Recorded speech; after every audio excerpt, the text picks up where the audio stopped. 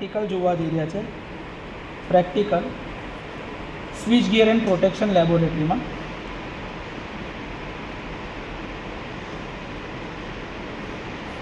આપણે આપણી લેબોરેટરીની અંદરમાં એક નવી કીટ લાવેલા છે, differential protection of 3 phase transformer. તો આપણે આજે જે પ્રેક્ટિકલ કરવા જઈ રહ્યા છીએ એ છે differential protection of 3 phase transformer. 3 phase ટ્રાન્સફોર્મરના ડિફરન્શિયલ પ્રોટેક્શનને સમજતા પહેલાં આપણે થોડું ટ્રાન્સફોર્મરના બેસિક્સ વિશે જાણી લઈએ. તમે જે જાણો છો એ કે તમે આ 2 વાઇન્ડિંગ સિંગલ ફેઝ ટ્રાન્સફોર્મર જોયેલું છે, મશીન્સની અંદરમાં તમે ભણી રહેલા છો, જેમાં અહીંયા આગળ આ તમારી પ્રાઇમરી વાઇન્ડિંગ છે જેને તમે સિંગલ ફેઝ એસી સપ્લાય સાથે જોડો. Single phase 230 volt 50 hertz AC supply આ તમે એના પ્રાઇમરીમાં આપો છો. એ પ્રાઇમરીની અંદરમાંથી અહીંયા આગળથી કરંટ આ રીતે ફ્લો થશે. આ કરંટ તમારો હશે I1. આને જે તમે વોલ્ટેજ આપ્યા છે આ છે તમારા V1. આ કરંટ ફ્લો થવાના લીધે અહીંયા આગળ EMF ઇન્ડ્યુસ થશે જે હશે E1 જેટલું. આ વાઇન્ડિંગના નંબર ઓફ ટર્ન્સ N1 જેટલા છે. મ્યુચ્યુઅલ ઇન્ડક્ટન્સના સિદ્ધાંત ઉપર કાર્ય કરે છે Faraday's law of electromagnetic mutual induction. શું છે? Faraday's law of electromagnetic mutual induction.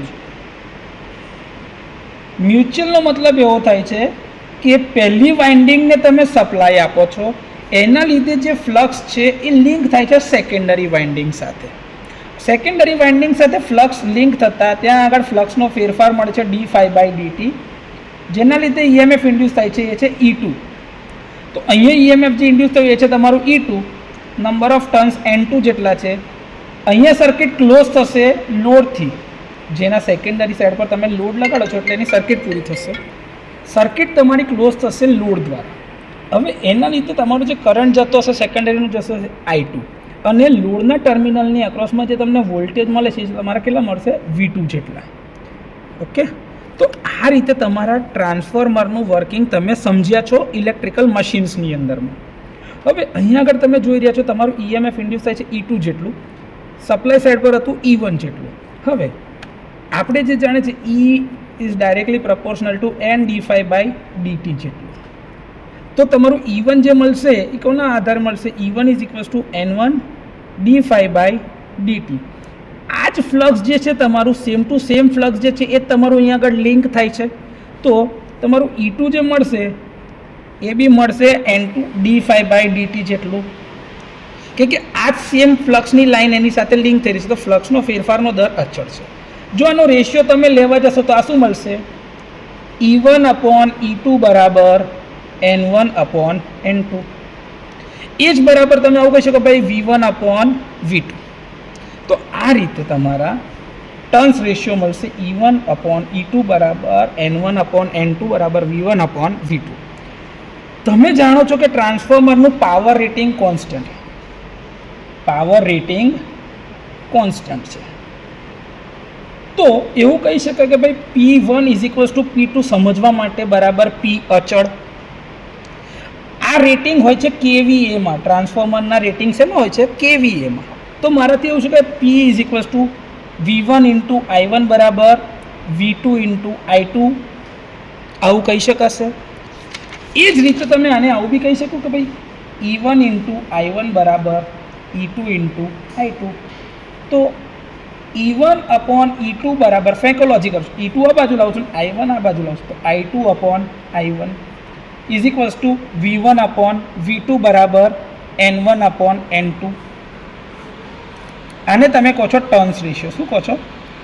Turns ratio. આ તમારો ટર્ન્સ રેશિયો છે કે ભાઈ E1/E2 is equals two N1/N2. E1/E2 બરાબર N1/N2 બરાબર I2/I1. તો આ રીતે આપણે ધારો કે E1 is greater then E2 છે, તો આવા ટ્રાન્સફોર્મરને કેમાં છે? Step down transformer. શું કહેવાય છે? Step down transformer. અને એ જગ્યા પર E2 is greater then E1 હોય તો એને કહેવાય છે સ્ટેપ અપ ટ્રાન્સફોર્મર. શું કહેવાય છે? Step up transformer. તો હજી ખાલી આપણે મશીનની રીતે જ વાત કરીએ. હવે જો E1 ગ્રેટર દેન E2 હોય તો એનો મતલબ એવું થાય કે ભાઈ N1 ગ્રેટર દેન N2 હોય.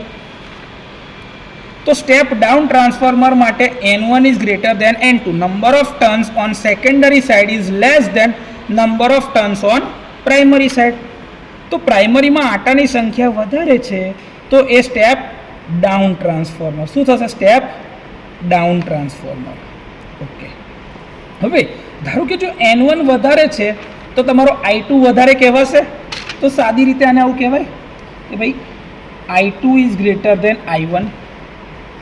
તો જો સ્ટેપ ડાઉન ટ્રાન્સફોર્મર હોય એમાં પ્રાઇમરીનો વોલ્ટેજ જો વધારે હોય અને સેકન્ડરીનો વોલ્ટેજ ઓછો હોય તો એ જ ટ્રાન્સફોર્મરમાં સેકન્ડરીનો કરંટ વધારે હોય, પ્રાઇમરીનો કરંટ ઓછો હોય.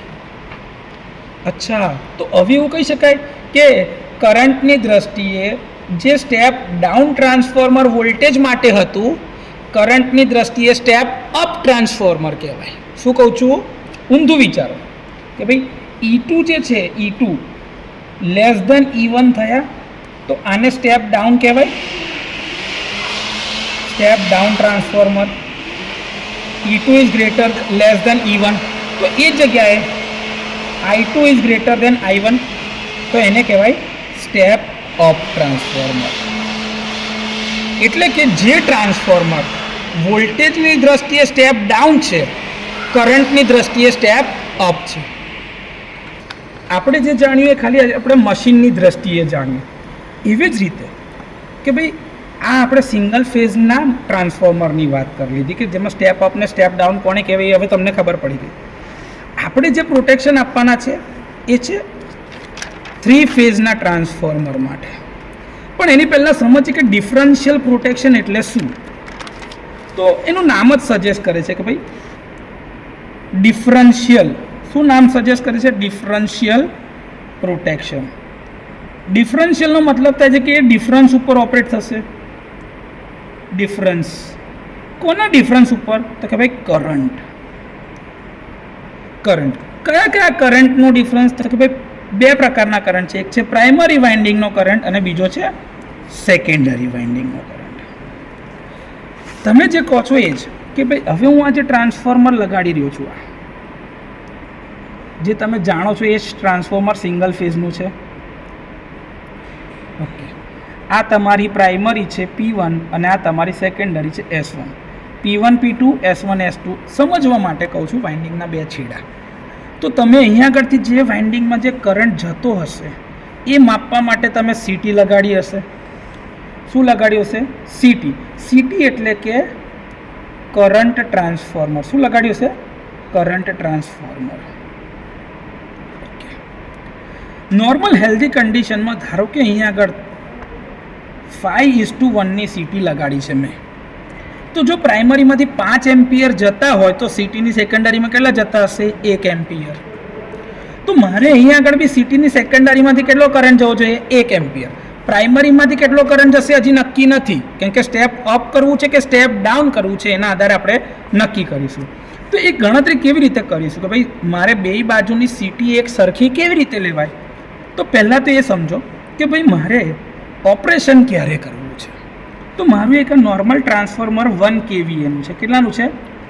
1 kVAનું ટ્રાન્સફોર્મર એટલે કે 1000 વોલ્ટ ઇન્ટુ એમ્પિયર્સ કહેવાય. મારા પ્રાઇમરી સાઈડના વોલ્ટેજ છે 220 વોલ્ટ, સેકન્ડરી સાઈડના વોલ્ટેજ છે 110 વોલ્ટ. થઈ ગયું. તો આ મારો V1 છે, આ મારો V2 છે. આને જ E1 બી કહેવાય અથવા તો E2 બી કહેવાય સમજવા માટે. તો જો હું V1 અને V2 મારી પાસે હોય તો મારે શું શોધવું પડશે? I1 બરાબર હું એવું કહી શકું P/V1 અને I2 બરાબર શું કહી શકું? P/V2. P કેટલો છે? તો કે ભાઈ 1000 kVA અથવા તો SS. એપરન્ટ પાવરની રીતે વાત કરીએ છીએ તો S લખાય. આ S બરાબર છે. તો 1000 ડિવાઇડેડ બાય 220 વોલ્ટ્સ અને આ બાજુ 1000 ડિવાઇડેડ બાય 110 વોલ્ટ્સ.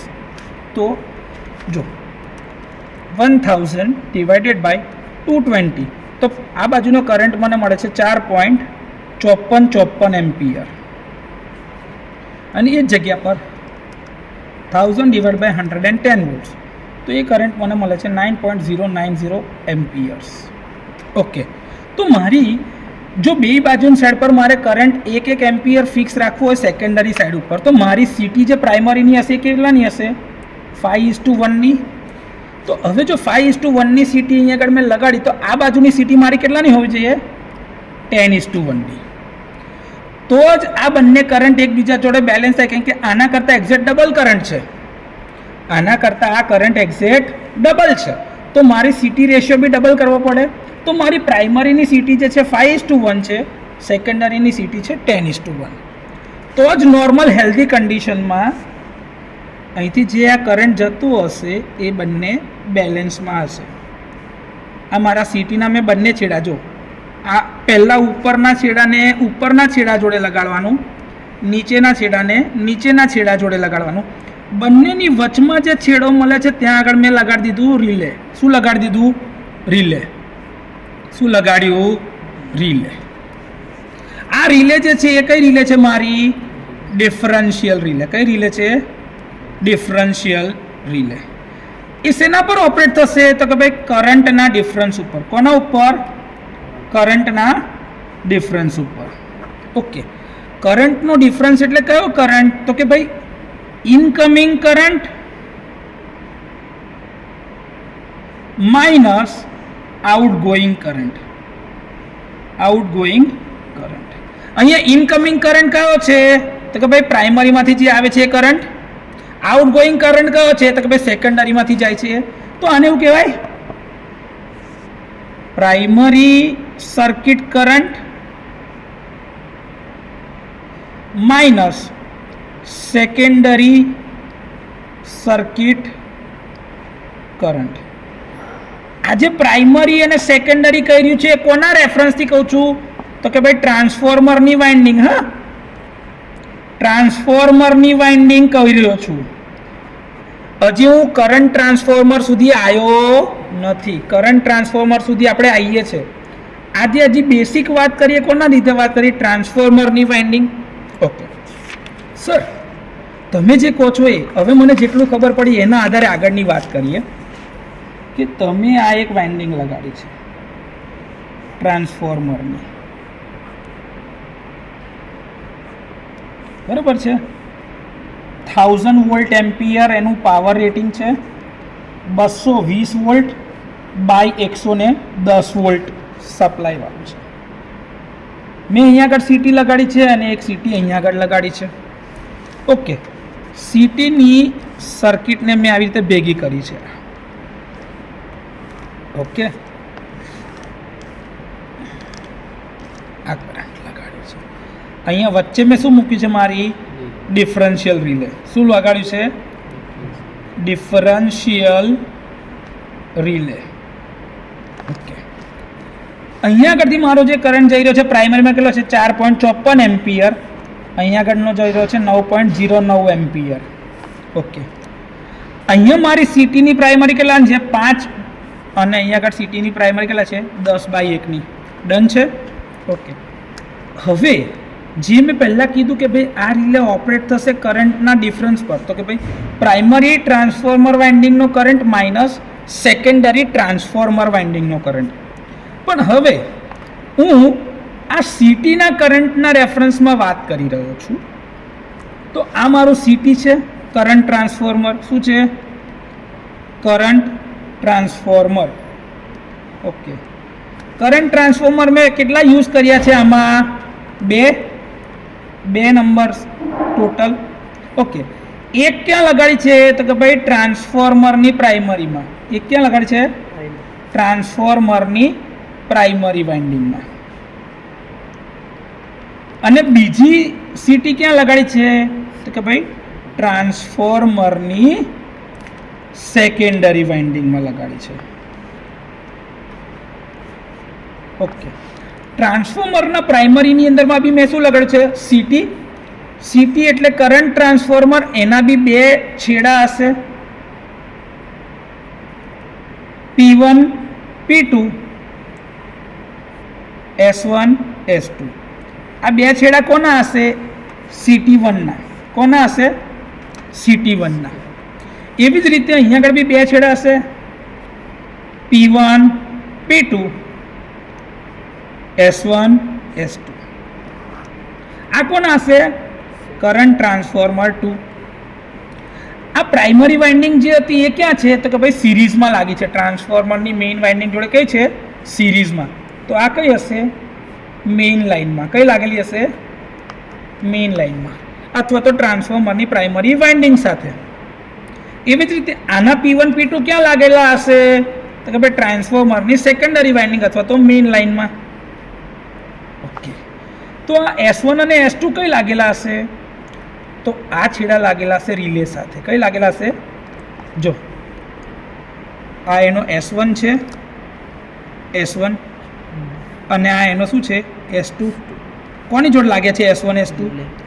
હું અહીંયા આગળ માર્ક કરી દઉં. ધારો કે આ S1 છે ને આ S2 છે. એવી રીતે આ S1 છે ને આ S2 છે. ડન થઈ ગયા. તો S1 અને S2 મારા કોની કોની જોડે લાગેલા છે? રિલે સાથે બીમાં. હા કે ના? ડન. ઓકે, હવે પ્રાઇમરીમાંથી કેટલો કરંટ જવાનો છે? 5 એમ્પિયર. અને સેકન્ડરીમાંથી કેટલો કરંટ જવાનો છે? 1 એમ્પિયર. પ્રાઇમરીનો કરંટ કેટલો છે? 5, સેકન્ડરીનો 1. એવી રીતે આનો પ્રાઇમરીનો કરંટ કેટલો છે? 10 અને સેકન્ડરીનો 1 એમ્પિયર. ઓકે, તો બંને બાજુ સેકન્ડરીમાંથી S1 થી S2 તરફ જવાવાળો કરંટ કેટલો છે? 1 એમ્પિયર. S1 થી S2 તરફ જવાવાળો કરંટ કેટલો છે? 1 એમ્પિયર છે. યસ ઓર નો? આ 1 એમ્પિયર અને 1 એમ્પિયર સામસામે આવે. 1 એમ્પિયર ને 1 એમ્પિયર સામસામે, તો રિલેમાંથી કોઈ કરંટ જાય નહીં. આ સિદ્ધાંતને જ કહેવાય છે ડિફરન્શિયલ કરંટ પ્રોટેક્શન. શું કહેવાય છે? Differential current protection. આના કનેક્શન જે પ્રમાણના છે ને એ જ પ્રમાણમાં તમને ફરી સમજાવું છું. આ ખાલી બેસિક અન્ડરસ્ટેન્ડિંગ માટે તો કે કેવી રીતે આપણે કનેક્ટ કર્યા. હવે આપણે જોઈએ છે ખાલી સિટીની રીતે. એટલે હવે હું ટ્રાન્સફોર્મરની વાઇન્ડિંગ દોરવાનો નથી. હવે હું ખાલી શું દોરું છું?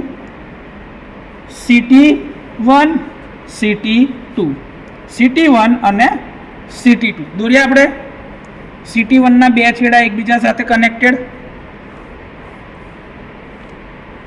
બરાબર. આ ઇનકમિંગ કરંટ, તો આ આઉટગોઈંગ કરંટ. નોર્મલ કન્ડિશનમાં જેટલો બી કરંટ આવે એ બધો કરંટ બહાર જતો રહેવો જોઈએ. એટલે કે કોઈ કરંટ અંદર વાઇન્ડિંગમાં રહેવો જોઈએ નહીં. આ બંનેની વચ્ચે મેં શું લગાડી દીધું? રિલે. અહીંનો કરંટ કઈ જશે? અહીંથી આમ તરફ જવાની કોશિશ કરે, અને આ કરંટ કઈ જશે? અહીંથી આ તરફ જવાની કોશિશ કરે. હા કે ના? જેટલો કરંટ એન્ટર થયો એટલો જ કરંટ બહાર જશે. તો current entering is equals to current leaving થવું જોઈએ. Current entering is equals to current leaving. આ કયો સિદ્ધાંત છે? Current entering equals to current leaving. Kirchhoff's current law. તો કિર્ચોફના કરંટના નિયમના મુજબ જેટલો કરંટ સર્કિટમાં ઇન્ટર થાય છે એટલો જ કરંટ સર્કિટની બહાર જતો રહે છે. એટલે એનો મતલબ કે ભાઈ અંદર વાઇન્ડિંગમાં કશે ફોલ્ટ છે નહીં.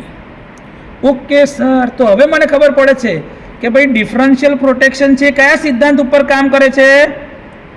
ડિફરન્શિયલ પ્રોટેક્શન જે છે એ કિર્ચોફના કરંટના નિયમ ઉપર કામ કરે છે, કે જે એવું કહે છે કે ભાઈ current entering is equals to current leaving. તો કરંટ એન્ટર થયો એટલો ને એટલો જ કરંટ બહાર જતો રહ્યો. ઓકે સર, તો હવે મને ખબર પડે છે કે આ પ્રકારનું પ્રોટેક્શન કોના માટે છે? તો ભાઈ ઇન્ટરનલ ફોલ્ટ માટે. કોના માટે છે? ઇન્ટરનલ ફોલ્ટ માટે ઓપરેટ થાય છે. તો આ રિલે કોના માટે ઓપરેટ થશે? ઇન્ટરનલ ફોલ્ટ માટે. ધારો કે અહીંયા બહાર કશે ફોલ્ટ થાય તો રિલે ઓપરેટ થાય ખરી? ના થાય. કેમ? કે ભાઈ કરંટ અહીંયાથી એન્ટર થયો, અહીંથી આમ બહાર જાય છે, તો ફોલ્ટ બહારની સાઈડે છે, તો રિલેને એ દેખાશે જ, રિલે ઓપરેટ થાય જ નહીં. રિલેને એની જોડે કોઈ લેના દેના છે નહીં.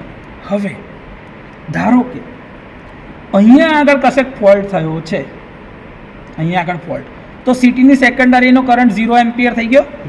ઇન્ટરનલ ફોલ્ટ જાય તો કેમ? કેમ કે અહીંયા આગળ ધારો કે આ વાઇન્ડિંગ મેં લગાડેલી હતી, વાઇન્ડિંગ મારી શોર્ટ થઈ ગઈ, તો અહીંયા આગળ કોઈ કરંટ સિટીની સેકન્ડરીમાં જતો, બધો કોણ ખાઈ જાય છે? વાઇન્ડિંગ. તો તમારો સેકન્ડરીમાંથી કરંટ ધારો કે 1 એમ્પિયર જતો હતો, પણ અહીંયા કેટલો છે? 0 એમ્પિયર. તો રિલેને શું દેખાશે? 1 એમ્પિયર આમ આવતો તો 0 એમ્પિયર આમ ગયો, તો રિલેમાં કેટલો કરંટ જશે? 1 - 0 એટલે 1 એમ્પિયરનો કરંટ ગયો. 1 એમ્પિયરનો કરંટ રિલેમાં જાય એટલે રિલે શું કરશે? ટ્રિપ સિગ્નલ આપશે. રિલે શું આપે? Trip signal. તો એટલું ખબર પડી કે સાહેબ જો વાઇન્ડિંગમાં અંદર કશે ફોલ્ટ થશે તો મારી રિલે ઓપરેટ થશે, નહીં તો થાય નહીં. ઓકે, આ બેસિક સિદ્ધાંત છે ટ્રાન્સફોર્મરના ડિફરન્શિયલ પ્રોટેક્શનનો.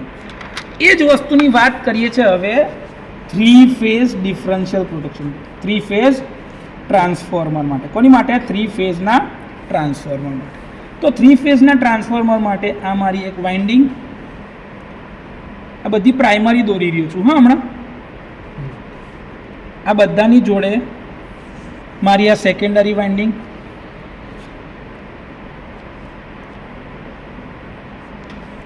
સેકન્ડરી વાઇન્ડિંગ છે. ઓકે, આ phase neutral, phase neutral, phase neutral, એવી રીતે અહીંયા બી હોય phase neutral, phase neutral, phase અને ન્યુટ્રલ. ટ્રાન્સફોર્મરની અંદરમાં 3 ફેઝ જ્યારે બી હોય તો એના 2 પ્રકારના કનેક્શન થાય, કાં તો સ્ટાર કાં તો ડેલ્ટા. તો આપણી પાસે કેટલા કનેક્શન મળે? Star delta, delta star, star star અને ડેલ્ટા ડેલ્ટા. આ 4 પ્રકારના કનેક્શન તમને મળી શકે છે. ઓકે, બીજું અહીંયા આગળ આપણી પાસે જે કનેક્શન અવેલેબલ છે એમાં ટ્રાન્સફોર્મરની અંદર જો તમે જોતા હોય ને તો સ્ટાર સ્ટાર કનેક્શન છે. કયા કનેક્શન છે? સ્ટાર સ્ટાર કનેક્શન છે.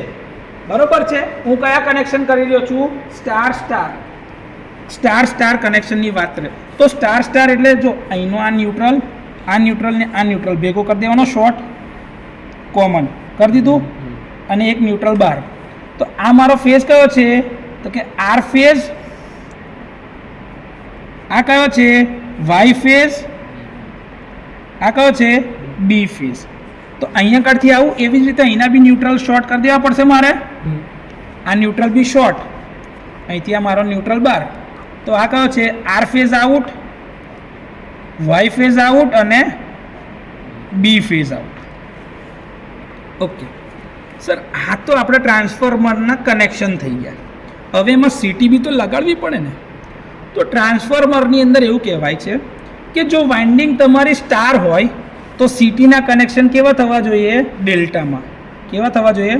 ડેલ્ટામાં, જેથી કરીને બેલેન્સ કન્ડિશન મળે. હવે ડેલ્ટા બનાવવો હોય તો આનો સેકન્ડરીનો પ્રાઇમરીમાં, સેકન્ડરીનો પ્રાઇમરીમાં અને અહીંથી આ છેડો તમારો પ્રાઇમરીમાં. આ તમારું ડેલ્ટા કનેક્શન થયું પ્રાઇમરી સાઈડ પર. એવી રીતે સેકન્ડરીમાં ડેલ્ટા બનાવવો હોય તો આવી રીતે કે સેકન્ડથી ફર્સ્ટમાં, સેકન્ડથી ફર્સ્ટમાં, સેકન્ડથી ફર્સ્ટમાં. તો આ રીતે વાઇન્ડિંગ ટ્રાન્સફોર્મરની કઈ છે? Star star. પણ સીટીના કનેક્શન કેવા કર્યા? Delta delta. ઓકે, ધારો કે મારી સ્ટાર અને ડેલ્ટા કનેક્શનમાં હોત તો સીટીનું કનેક્શન કેવું થાત? આ ટ્રાન્સફોર્મર કનેક્શન. આ કોનું છે? Transformer connection. તો મારા એના માટે સીટીના કનેક્શન કેવાય? જો આ સ્ટારમાં હોત ને આ ડેલ્ટામાં હોત ને તો સીટીમાં ઊંધું, ડેલ્ટા સ્ટાર. ડેલ્ટા સ્ટાર હોત તો સ્ટાર ડેલ્ટા, સ્ટાર સ્ટાર તો ડેલ્ટા ડેલ્ટા અને ડેલ્ટા ડેલ્ટા તો સ્ટાર સ્ટાર. એ એટલા માટે કેમ કે 3 ફેઝની અંદરમાં બે બાજુના કરંટમાં આ બાજુ એક બાજુ ફેઝ કરંટ મળે ને એક બાજુ લાઇન કરંટ મળે. તો બે બાજુના કરંટને તમારે બેલેન્સ કરવા માટે કે ભાઈ ફેઝ કરંટની જોડે ફેઝ કરંટની સરખામણી અને લાઇન કરંટની જોડે લાઇન કરંટની સરખામણી થાય અને બંને બાજુ બેલેન્સ કન્ડિશન મળે, એટલે જ ટ્રાન્સફોર્મર વાઇન્ડિંગના કનેક્શનથી ઉલટા પ્રકારના કનેક્શન સીટીના કરવામાં આવે છે. એટલે કે ટ્રાન્સફોર્મરની વાઇન્ડિંગ સ્ટાર ટાઈપની તો સીટીની વાઇન્ડિંગ ડેલ્ટા ટાઈપની. ટ્રાન્સફોર્મરની વાઇન્ડિંગ ડેલ્ટા ટાઈપની, તો સિટીની વાઇન્ડિંગ સ્ટાર ટાઈપની. તો આ રીતે કરંટને બેલેન્સ કરવા માટે ટ્રાન્સફોર્મર વાઇન્ડિંગથી અલગ પ્રકારની વાઇન્ડિંગ સિટીમાં કરવામાં આવે છે. ઓકે, તો આપણે શું કરવાના છે? આપણે કરવાના છે લાઇન ટુ ગ્રાઉન્ડ ફોલ્ટ કરવાના છે, એલજી ફોલ્ટ. કયો ફોલ્ટ કરવાના છે? LG fault. એવી રીતે તમે એલએલ ફોલ્ટ બી કરી શકો છો, એલએલજી ફોલ્ટ બી કરી શકો છો. તમારે જે પ્રકારનો ફોલ્ટ કરવો એ તમે શોર્ટ કરીને ફોલ્ટ કરી શકો છો. બરોબર છે. હવે આપણે પ્રેક્ટિકલ સેટઅપ તરફ જઈ રહ્યા છીએ. તો પહેલાં વાઇન્ડિંગને એ બધાના કનેક્શન કેવા છે પેનલ બોર્ડ પર એ સમજાવીએ તમને, પછી આપણે પ્રેક્ટિકલ કેવી રીતે કરવાના છે એની પ્રોસિજર સમજાવીએ, અને પછી પ્રેક્ટિકલ પરફોર્મ બી કરીએ. આ આપણી કીટ છે. આપણી પાસે differential protection of 3 phase transformer છે, જેમાં તમારે 1 2 3 જે વાઇન્ડિંગ બતાવ્યા તમારું 3 ફેઝનું ટ્રાન્સફોર્મર છે. 3 ફેઝનું ટ્રાન્સફોર્મર આપણી પાસે અહીંયા આગળ અલગથી આપેલું છે. આ 3 ફેઝના ટ્રાન્સફોર્મરને જો તમે જોતા હોય તો એ ઇનપુટ સાઇડ પર 440 વોલ્ટ પ્રાઇમરીમાં છે, સેકન્ડરી સાઇડ પર 220 વોલ્ટ છે. તો 440 બાય 220 વોલ્ટનું ટ્રાન્સફોર્મર છે, જેની કેપેસિટી છે 3 kVAની. તો આપણે અગર આના પરથી ગણવું હોય, એક મિનિટ, તો આપણે કરંટ જ્યાં તમારું ટ્રાન્સફોર્મર છે 3000 વોલ્ટ એમ્પિયરનું છે, 3 kVA એટલે તેનું એસ રેટિંગ આપેલું છે, એટલે કે ભાઈ એપરન્ટ પાવર. ટ્રાન્સફોર્મરના વોલ્ટેજ V1 છે 440 વોલ્ટ અને V2 જે છે એ છે તમારા 220 વોલ્ટ. બરાબર છે. તો S is equals two 3 VL IL. બરાબર છે. તમે આ ડાયરેક્ટ જોતા હોય તો IL બરાબર શું થાય છે? ઉપર 3 VP IP ની રીતે બી કરવું હોય તો બી થઈ જાય ને. તો ફેઝ કરંટ શોધી નાખીએ તો S બરાબર શું છે? 3000 ભાગ્યા 3 × 4 40 ભાગ્યા 3 ભાગ્યા 440. બરાબર છે. તમારું આ કરંટ મળે, તમારો ફેઝ કરંટ 3 VP IP. સાદી રીતે કરીએ તો અત્યારે તમે એવું જોવા માંગતા હોય કે ભાઈ કેટલો કરંટ જઈ રહ્યો છે, તો તમે સાદી રીતે કરો કે ભાઈ 3000 ભાગ્યા 440. તો તમારો આ કરંટ લગભગ 6.81 એમ્પિયરની આજુબાજુ જે દેખાડે છે. અહીંયા હું આ 3 વાળો ફેક્ટર હજી ગણતરીમાં લેતો નથી. જો લઈએ તે અલગ વસ્તુ છે, પણ હમણાં ના લઈએ તો બી એનો મેક્સિમમ કરંટ 6.81 છે. એવી જ રીતે 3000 ભાગ્યા 220 લઈએ તો એનો કરંટ તમને મળે છે એના કરતાં ડબલ 13.63.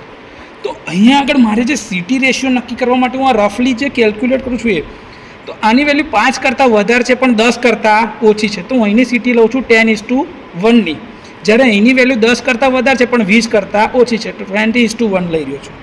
તો મારો સિટી રેશિયો કન્ફર્મ થઈ ગયો કે ભાઈ મારો સિટી રેશિયો આમાં પ્રાઇમરી સાઈડ ઉપર 10:1ની છે પ્રાઇમરી, અને સેકન્ડરી સાઈડ ઉપર કેટલા છે?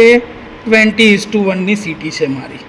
તો આ કનેક્શન ખાલી ને ખાલી હમણાં જે આ કેલ્ક્યુલેશન કર્યા એ ફક્ત ને ફક્ત આ જોવા માટે કે ભાઈ મારો કરંટ કેટલો મળી રહ્યો છે. આની જગ્યા પર મેં ખાલી હમણાં સિમ્પલ જ વેલ્યુ મૂકી છે 3000/440.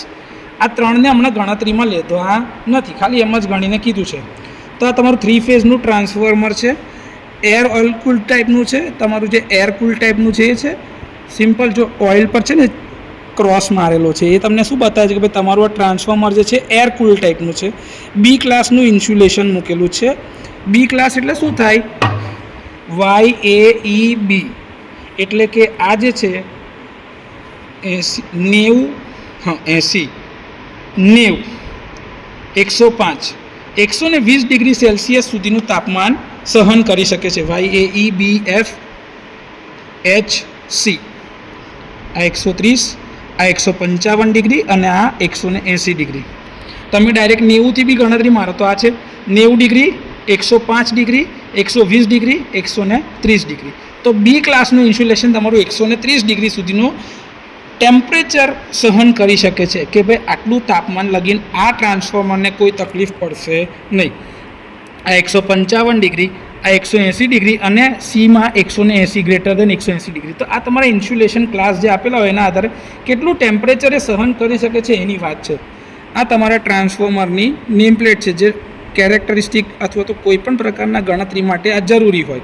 હવે આપણે એના કનેક્શન જોઈ લઈએ. ભાઈ ટ્રાન્સફોર્મરના ઇનપુટ સાઇડ ઉપર 440 વોલ્ટ તમે આપેલા છે, અને અહીંયા આગળ ત્યાં તમે ન્યુટ્રલની લિંકને શોર્ટ મારેલી છે. દેખાય છે 3 ને કેમ કે સ્ટાર પોઈન્ટ બનાવેલો છે. એ ન્યુટ્રલને તમે અહીંયા આગળથી લઈ ગયા છો, જો દેખાય છે આ રહ્યો, આ તમારા 3 ફેઝ અને તમારું ન્યુટ્રલની લિંક મારીને તમે સપ્લાય લઈ ગયા છો બોર્ડ સુધી. એવી રીતે સેકન્ડરીમાં જો 220નું આઉટપુટ છે તેમાં આર, વાય અને બી લગાડ્યું છે. ન્યુટ્રલની તમે એક કોમન લિંક મારી દીધી છે અને એના બી છેડા તમે ઉપરથી લઈ ગયા છીએ. જો તમે દેખાય છે આખા વાયરો તમે આજે લઈ આવ્યા છો એ છેડા તમે પ્રાઇમરી ને સેકન્ડરીમાં આપો. જો પ્રાઇમરીમાં આર, વાય, બી અને ન્યુટ્રલ ત્યાં આગળથી ઉપરથી જ શોર્ટ કરેલો છે મેં, એટલે અહીંયા શોર્ટિંગ કર્યું નથી. આપણે ઓલરેડી ટ્રાન્સફોર્મર પર જ એને શોર્ટ કર્યું છે એટલે અહીંયા આગળ શોર્ટ નહીં કરતા. એવી જ રીતે સેકન્ડરીમાં જોઈએ તો આર, વાય, બી અને ન્યુટ્રલ ત્યાંથી શોર્ટ મારે છે, એટલે કોઈ બી એક ન્યુટ્રલ પર તમે કનેક્ટ કરી શકો છો. બરાબર છે, કોઈ બી એક ન્યુટ્રલ પર તમે કનેક્ટ કરી શકો છો. તો આ રીતે મેં ખાલી હજી ટ્રાન્સફોર્મરના કનેક્શન કરી લીધા છે.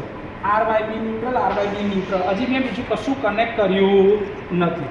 અહીંથી આટલું ખાલી સમજ પડવી જોઈએ. ઓકે, ટ્રાન્સફોર્મરને ડાયરેક્ટ સપ્લાય નહીં આપીએ. ટ્રાન્સફોર્મરને જે સપ્લાય આપવાનો છે અહીંયા આગળ બોર્ડ ઉપર, એના માટે મેં વેરિયાક આપ્યું છે 3 ફેઝનું. આ 3 ફેઝના વેરિયાકનો સપ્લાય મેં લીધો છે અહીંયા આગળથી AC34 નંબરની MCBમાંથી, આ 4 પોલમાંથી. આનો સપ્લાય હું ક્યાંથી કાઢીશ? એના માટે હું સપ્લાય ચાલુ કરીશ. આ મારી મેઇન પેનલમાંથી મેં મેઇન સ્વિચ ચાલુ કરી અને ત્યાંથી આ AC34ની સ્વિચ ચાલુ કરીશ. આ AC34ની સ્વિચ તમે ચાલુ કરશો ત્યારબાદ સપ્લાય તમારો જે છે અહીંયા આગળ સુધી આવી જશે AC34 સુધી. જેવું AC34 તમે ચાલુ કર્યું, તમે અહીંયા આગળથી આ ચાલુ કરશો એટલે છે ને, જેમ તમે ચાલુ કર્યા અને પેનલનો સપ્લાય આપવો પડશે. આ પેનલનો સપ્લાય મેં આપ્યો. જેવો પેનલનો સપ્લાય આપ્યો, અત્યારે આને હું બંધ રાખું છું તો પેનલ પર કશું નહીં દેખાય. પેનલની MCB ચાલુ કરી તો તમને અહીંયા આગળથી દેખાશે વોલ્ટેજ. અત્યારે જો તમે જોતા હોય તો 0 વોલ્ટની નજીકમાં છે. બરાબર છે. આપણે ધીરે ધીરે આના વોલ્ટેજ વધારતા જઈશું, એના આધારે તમારો આપણે જેમ જેમ અહીંયા આગળથી વેરિયાકથી વોલ્ટેજ વધારતા જઈશું એમ અહીંયા આગળ કામ બતાવશું. અત્યારે મને બંધ રાખું છું, ખાલી સપ્લાય લઈ આવ્યા છે આપણે તે બતાવ્યું તમને. અહીંયા આગળ આર, વાય, બી અને ન્યુટ્રલ જે છે જેને તમારે 415 વોલ્ટ 3 ફેઝ આપવાનો છે. પણ એ કેવો આવશે? ફેઝ ટુ ફેઝ વોલ્ટેજ અહીં ઇન્ડિકેટ કરે છે બધા વોલ્ટમીટર. એટલે દરેક વોલ્ટમીટરમાં 230 વોલ્ટ આવશે. કેટલા આવશે? 230 વોલ્ટ. આપણે સ્ટાર કનેક્શન બે બાજુ કર્યા છે, તો હવે મારી બંને બાજુની જે સીટી હશે એ ડેલ્ટા કનેક્શનમાં હશે. તો જુઓ, આ S1 આરમાં, S2 થી S2માં, S2 થી S2માં અને અહીંયા આગળથી મેં આ S2 ને કર્યો ન્યુટ્રલમાં કોમન. દેખાય છે તમને? આ જો ન્યુટ્રલમાં. આમાં લોજિક સિમ્યુલેટ કરવા માટે આ લોકોએ આ રીતની વ્યવસ્થા કરી છે. આ જે S2 હશે એ બીમાં, S1 આનો S1 જે જતો હશે એ બીજા એક ફેઝમાં. તો 3 ફેઝની અંદરમાં જો આ પહેલો S1 ગયો R ફેઝમાં, આનો S1 ગયો Y ફેઝમાં, આનો S1 ગયો B ફેઝમાં અને આ મેં ન્યુટ્રલ પોઈન્ટ કોમન કરી દીધું. ન્યુટ્રલ પોઈન્ટ શું કરી દીધું? કોમન કરી દીધા. ક્લિયર છે? તો અહીંયા આગળ ભલે મેં સ્ટાર કનેક્શનમાં જ કર્યું એ એટલા માટે કેમ કે મારે લોજિક સિમ્યુલેટ કરવું હતું. એટલે ટ્રાન્સફોર્મરની વાઇન્ડિંગ બી સ્ટારમાં છે અને મારી સિટીનું કનેક્શન બી સ્ટારમાં છે. પણ પ્રેક્ટિકલ ફિલ્ડમાં તમે ત્યાં જશો ત્યાં આગળ આવું હોય નહીં. સ્ટાર ટાઈપની જે ટ્રાન્સફોર્મરની વાઇન્ડિંગ હશે એના સિટીના કનેક્શન ડેલ્ટામાં અને ડેલ્ટા ટાઈપની વાઇન્ડિંગ હશે ત્યાં આગળ કનેક્શન સ્ટારમાં હશે.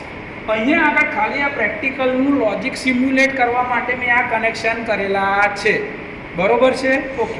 એવી જ રીતે અહીંયા આગળ જોઈએ તો જો આ S1 સોરી આનો S1 જે છે આર ફેઝમાં જતો હશે. જો આનો S1 જાય છે મારો આર ફેઝમાં, અહીં ઉપર આર ફેઝમાં S1, આ S1 જો. એવી જ રીતે મારો આનો S1 જે છે વાય ફેઝનો એ વાયમાં જતો હશે અને બી ફેઝનો જે S1 છે એ મારો બી ફેઝમાં જાય છે. અને ન્યુટ્રલને મેં S2માંથી કોમન કર્યા છે. જો આ દેખાય છે, આ ન્યુટ્રલને કોમન કરી દીધો મેં, જે મારો ન્યુટ્રલમાં જશે અને એ ન્યુટ્રલને મેં કનેક્ટ કરી દીધા અહીંયા આગળ બધાની સાથે. તો મેં અહીંયા આગળ મારું કનેક્શન કરી દીધું, સ્ટાર ફેઝ બનાવી દીધા, સિટીને બી સ્ટારમાં કનેક્ટ કરી દીધી. તો બંને બાજુના છેડા બેલેન્સમાં લાવી દીધા. એટલે કે અહીંયા S1R ને અહીંયાનો S1R ભેગો કમ્પેરિઝન માટે RR, YY, BB અને ન્યુટ્રલ. તો અહીંયા આગળ મારી રિલેને મેં બેલેન્સ કન્ડિશન આપી દીધી છે. ભાઈ S1 અને S2 બંને બેલેન્સ કન્ડિશનમાં છે. આ મારી રિલે છે ડિફરન્શિયલ પ્રોટેક્શન ચેક કરવા માટેની. 7SR10 જે આ તમારી રિલે જે છે આ સિમેન્સની સ્પેશિયલ ડિફરન્શિયલ પ્રોટેક્શન માટે વપરાયેલી આ ડિજિટલ રિલે છે. આપણે આના ફંક્શનિંગ માટે અને આના ઓપરેશન માટે ડિજિટલ રિલે કેવી રીતે કામ કરે છે એનો એક અલગથી વિડીયો બનાવેલો છે, તમારે એ જોઈ લેવાનો તો તમને ફંક્શનિંગ આની ખબર પડશે. ઓકે છે. હવે હા, બીજું કે આના લોડ ટર્મિનલ પર જો તમે જોતા હશો તો મેં છે ને 3 ફેઝ લોડ લગાડેલો છે. R, Y, B અને ન્યુટ્રલના છેડા લઈને મેં એક આ 3 ફેઝ લોડ લગાડી રાખેલો છે. જે તમારી MCB જે છે આ તમારો 3 ફેઝ લોડ છે. જો આ R ફેઝ, આ Y ફેઝ અને એવી સ્વિચ B ફેઝની એ બાજુ આપેલી છે. ઓકે, એટલે મેં આટલું તમારા માટે કનેક્શન કરી રાખેલું છે. આપણે અહીંયા આગળ ફેઝ ફોલ્ટ કરવા માટે તો આ ફેઝનો વાયર છે, આ અર્થનો વાયર છે. તો હું લાઇન ટુ ગ્રાઉન્ડ ફોલ્ટ કરવા હશે તો લાઇન ટુ ગ્રાઉન્ડમાં કનેક્ટ કરી દઈશ આવી રીતે. જો આ જે છે ને તો આ લાઇન ટુ ગ્રાઉન્ડમાં કનેક્ટ કરી દઉં તો આ મારો LG ફોલ્ટ ક્રિએટ થાય. આને ધારો કે હું અહીંયા આગળ LL માં કરું તો line to line fault create થશે. એવી જ રીતે અહીંયા આગળથી ડબલ LG કરું તો ડબલ LG ફોલ્ટ ક્રિએટ થતો હશે. આપણે LG ફોલ્ટ માટે ક્રિએટ કરવાના છે. હમણાં હું કોઈ જાતનો ફોલ્ટ ક્રિએટ કરતો નથી, એટલે બેલેન્સ કન્ડિશન રાખી છે. એટલે આ સ્વિચને મેં શું રાખી છે? ઓફ પોઝિશનમાં, કે હું કોઈ પણ પ્રકારનો ફોલ્ટ ક્રિએટ કરતો નથી. તો નોર્મલ વર્કિંગ કન્ડિશનમાં જો તમે આ રિયોસ્ટેટ જ્યારે ફોલ્ટ ક્રિએટ કરો ત્યારે લગાડો તો રિયોસ્ટેટના જે 2 છેડા હશે એ આ રીતે કનેક્ટ કરવાના છે ફેઝ અને અર્થની વચ્ચે, અને રિયોસ્ટેટને હાફ પોઝિશન પર રાખવાનો છે. રિયોસ્ટેટને હાફ પોઝિશન પર રાખવાનો છે. અહીંયા જે તમારો રિયોસ્ટેટ જે છે એ છે 68 ઓહ્મ્સ 6.3 એમ્પિયર્સનો. 68 ઓહ્મ 6.3 એમ્પિયરનો રિયોસ્ટેટ તમારે લગાડવાનો છે અને એને લગભગ હાફ પોઝિશન પર રાખીશું. એટલે કે ભાઈ તમને કરંટ વધારે જતો ના રહે અને ફોલ્ટ થાય તો ખબર પડે, એટલા માટે આપણે એટલી પોઝિશન પર એને રાખેલો છે. હવે અહીંયા આગળથી જો આપણે ઓપરેશનમાં જોઈએ છે તો હું અહીંયા આગળ ચાલુ કરું છું. સપ્લાય ચાલુ કરીશું એટલે કે તમારી સિસ્ટમ ચાલુ થશે. રિલે જે છે પોતાના ફાઇલ સેટિંગને જોશે, નોર્મલ ઓપરેશન એનું સ્ટાર્ટ થશે. રિલેને એની બધી જ વસ્તુ વેરીફાઈ કરી લેશે, પછીથી આપણે આગળ ઓપરેશન લેવાના છીએ.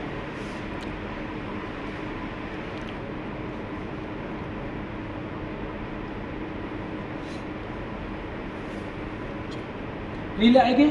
ટ્રાન્સફોર્મર ડિફરન્શિયલ લખાયેલું છે. એન્ટર ટુ કંટ્રોલ જે છે આપણે જોવાના છે. જો આ તમે છે એન્ટરમાં જશો ને એટલે આ આવશે control mode, settings mode, instrument મોડમાં આપણે જવાનું છે. ઇન્સ્ટ્રુમેન્ટ મોડમાં તમે જેવા જશો એટલે ડાઉન એરો દબાવવાનો.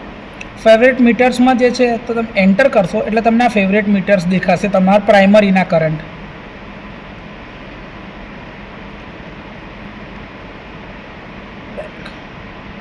કરંટના મીટર્સ જોવા હશે તો આ કરંટના મીટર પ્રાઇમરીના દેખાડશે તમને, સેકન્ડરીના દેખાડશે તમને. આ તમારા નોમિનલ કરંટ છે IA, IB ને ICના. આ તમારા પ્રાઇમરી અર્થ ફોલ્ટનો કરંટ છે IN અને IG, એટલે કે ન્યુટ્રલનો કરંટ અને ગ્રાઉન્ડનો કરંટ જે છે એ બતાવશે. સેકન્ડરી સાઈડનો બતાવશે. તો આ રીતે તમે તમારા સિક્વન્શિયલ કમ્પોનન્ટ્સને બધા કરંટ્સ અહીંયા આગળ જોઈ શકશો. ઓકે, તો આપણે જ્યારે જોઈશું ત્યારે કરંટના કયા રીડિંગમાં કયા ફોલ્ટ આવે છે આપણે એ જોવાના છે. એટલે કરંટના મીટર્સને આપણે જોઈશું.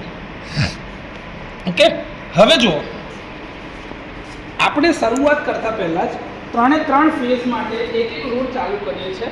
તો હું અહીંયા આગળથી આ 3 ફેઝ સપ્લાયને ઓન કરું છું, R1 ચાલુ કરું છું, અહીંયા આગળથી Y1 ચાલુ કરું છું અને અહીંયા આગળથી હું B1 ચાલુ કરું છું. એટલે મેં બેલેન્સ લોડ કન્ડિશનમાં બધા લોડને ચાલુ કર્યા છે. હવે અહીંયા આગળથી હું વેરિએકથી ધીરે ધીરે વોલ્ટેજ આપવાનું ચાલુ કરીશ.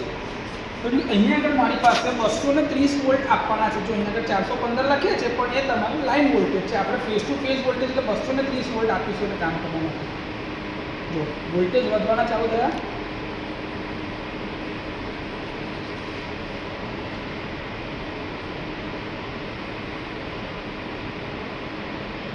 હમણાં મેં બ્રેકર ઓન નથી કર્યું એટલે સેકન્ડરી સાઈડ ઉપર કશું જતું નથી. જો આ પુશ બટન ઓન કરીશ ને તો સામેની સાઈડ ઉપર વોલ્ટેજ જશે. જો તમારે જોવું હોય તો હમણાં આને બંધ કરું છું. આમે વોલ્ટેજ બધા 0 0 કર્યા. હવે જેવો પુશ બટન ઓન કરીશ ને તો હવે જેટલા બી વોલ્ટેજ હશે ને બધા વોલ્ટેજ અહીંયા આગળ બી જવા લાગશે. જો તો તમે છે ને જોતા હશો તો ધીરે ધીરે તમારા વોલ્ટેજ વધતા જાય છે. કરંટ જોજો, અહીંયા આગળ 0.13 છે તો અહીંયા આગળ 0.25 એટલે 0.26 છે, ડબલ 40 છે તો અડધા વોલ્ટેજ 20 20 20 એવી રીતે તમારા વોલ્ટેજ ઘટતા જાય છે.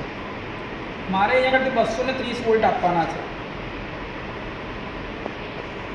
કેમ કે એના રેટેડ કરંટને વોલ્ટેજ આપવા પડશે. જો તમને દેખાય છે અહીંયા જો 120 વોલ્ટની આજુબાજુ, ત્યાં આગળ 60 વોલ્ટ 61 વોલ્ટની આજુબાજુ છે એટલે બેલેન્સ કન્ડિશન દેખાય છે. કરંટ લગભગ ડબલનું અડધું હશે કેમ કે વોલ્ટેજ અડધા થાય તો કરંટ ડબલ થાય. અહીંયા આગળ વોલ્ટેજ ડબલ છે તો કરંટ અડધા, એટલે કે બેલેન્સ કન્ડિશનમાં છે આપણી પાસે. અહીંયા આગળ હું 230 વોલ્ટ લઈ ગયો છું. તમે જો જોતા હશો ને તો ધીરે ધીરે હવે તમારા બલ્બ બધા જે છે ગ્લો થવા લાગેલા છે. તમારા બલ્બ જે છે બધા હવે ગ્લો થવા લાગે કારણ કે એને મિનિમમ એક વોલ્ટેજ મળવા લાગે એટલે તમારો કરંટ જો જઈ રહ્યો જો 0.28 તો 0.50 0.49 0.51 એટલે કે બેલેન્સ કન્ડિશનમાં તમારો કરંટ છે કે અહીંયા આગળ કરંટનો કોઈ જાતનો ડિફરન્સ મળતો નથી. 230 વોલ્ટ કરી દઉં છું હમણાં જે ઇનપુટ મારે આપવાનું છે.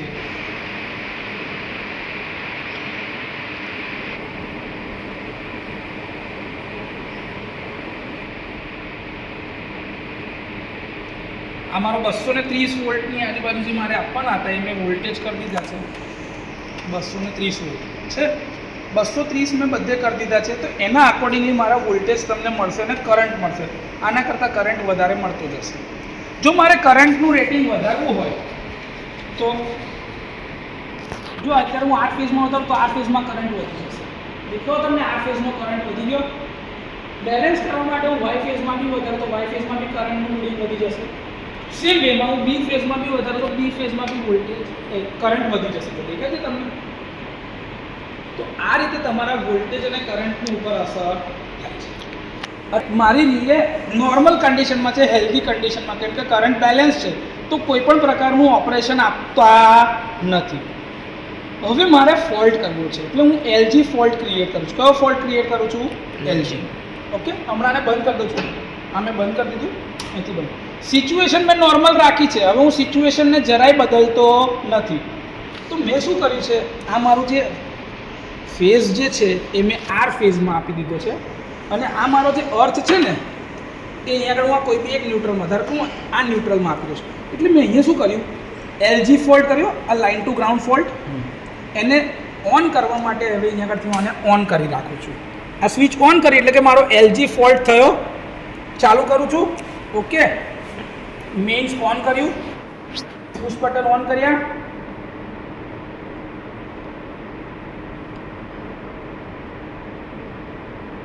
રિલે અત્યારે પોતાની જાતને ચેક કરી રહી છે.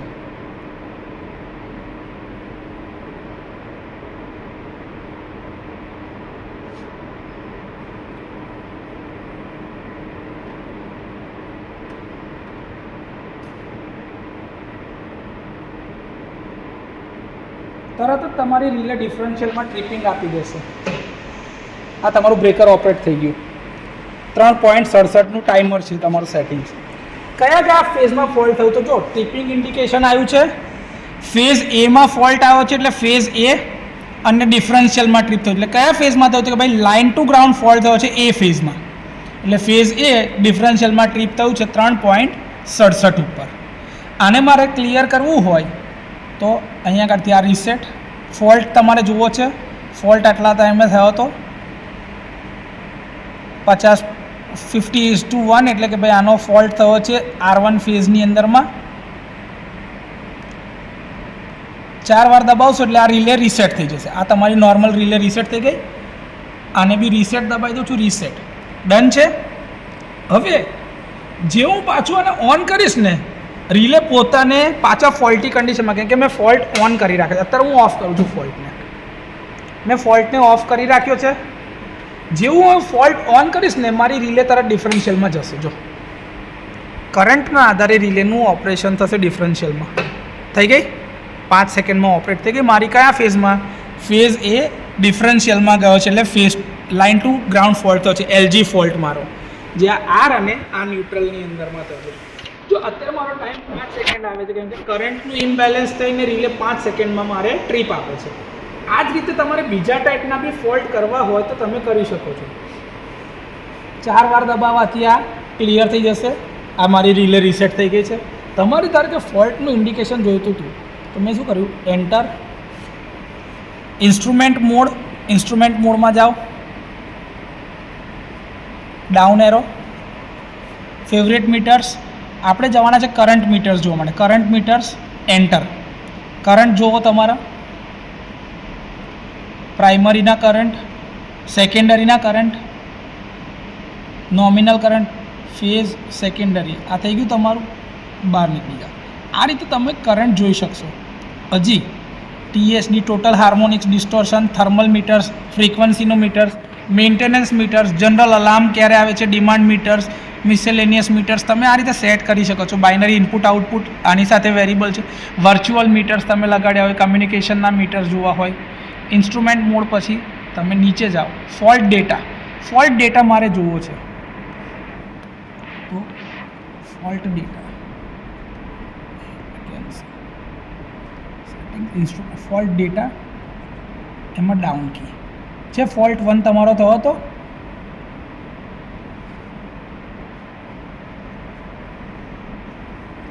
તમારા 4 ફોલ્ટ થયા હતા. આને વ્યૂ કરવા માટે તમે જાઓ તો તમને ફોલ્ટ બતાવશે કે કયા કયા ફોલ્ટ તમે કરેલા હતા. બીજો ફોલ્ટ આ રહી છે, એ જ જગ્યા પર તમારે જોઈતું હોય થઈ ગયું. તો આ જ રીતે તમે અલગ અલગ કરી શકશો. Cancel, settings mode, system configuration, cancel. આમાંથી બહાર નીકળી જાય. Settings, instrument mode, fault data, control mode, settings mode. આપણે ફોલ્ટ ડેટામાં જવું છે તો ફોલ્ટ ડેટા, એન્ટર. તમે જુઓ 13/8/3/2025 11/11/00. આ રીતે તમે દરેક અલગ અલગ ફોલ્ટ જોઈ શકવાના છો.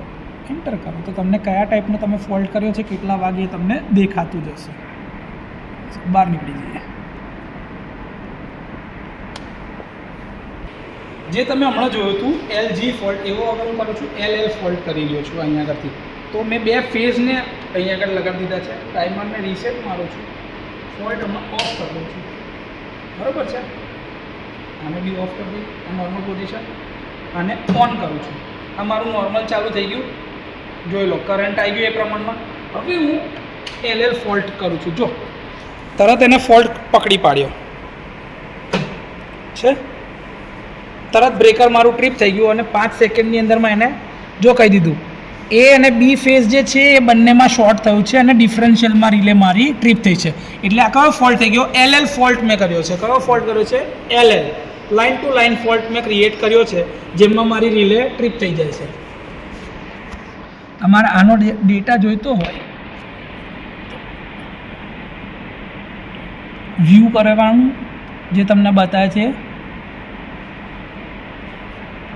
એન્ટર. આ રિલે રીસેટ થઈ ગઈ.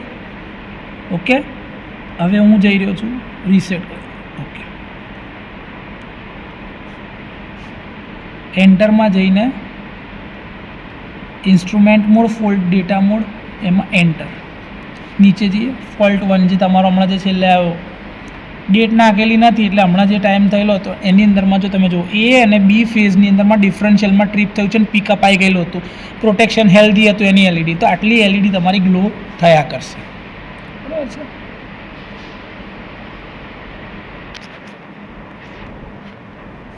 તે ટાઈમે તમારી G1 A અને B, AB એટલે કે તમારો લાઇન ટુ લાઇન ફોલ્ટ થયો છે, જેમાં 51 જે એલિમેન્ટ છે એ તમારો ઓપરેટ થયેલો છે.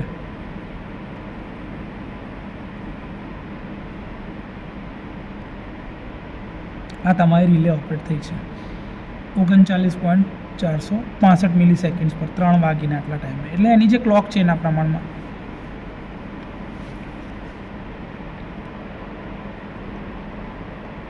આ રીસેટ કરી દીધું મેં, એટલે નોર્મલમાં આવી ગયું. આ મેં મારો LL ફોલ્ટ તમારી આગળ તમને કરીને બતાવી દીધો. કે લાઇન ટુ લાઇન ફોલ્ટ માટે કેવી રીતે રિલે ઓપરેટ થશે. નોર્મલ પોઝિશન પાછી લઈ લઈએ, ફેસ કાઢી નાખીએ, એલજી ફોલ્ટનું નોર્મલ તમે કાઢી નાખો તો આ તમારી નોર્મલ, અને રીસેટ કરી નાખો. જેવું ઓન કરશો આ નોર્મલ હેલ્ધી કન્ડિશન તમારી પાછી. તો આમાં મેં બીજું કશું જ કર્યું નથી, નોર્મલ પોઝિશનમાં પાછા લઈ આવ્યા છે. LG, LL, double LG, triple L તમારે જેવો ફોલ્ટ ક્રિએટ કરવો એવો તમે કરી શકશો, કોઈ વાંધો આવશે નહીં. બરાબર છે. તમારે નક્કી કરવાનું છે કે તમારે કયા ટાઈપનો ફોલ્ટ ક્રિએટ કરવો છે, એના આધારે નક્કી થશે. ક્લિયર? હવે અહીંયા કરતી મને ઓફ કરું છું અને બંધ કરું છું. વેરિયાકની પોઝિશનને પાછી નોર્મલ પોઝિશન પર લઈ જાઉં છું, 0 કરું છું. અહીંયા કરતી પેનલનો સપ્લાય બંધ કરું છું, મેઇન સપ્લાયનો હું બંધ કરું છું. મેઇન સપ્લાય બંધ કર્યા પછી એસી 34 બંધ કર્યો અને આ મારો મેઇન સપ્લાય બંધ કર્યો. તો આ રીતે તમે પ્રેક્ટિકલ પરફોર્મ કરી શકશો.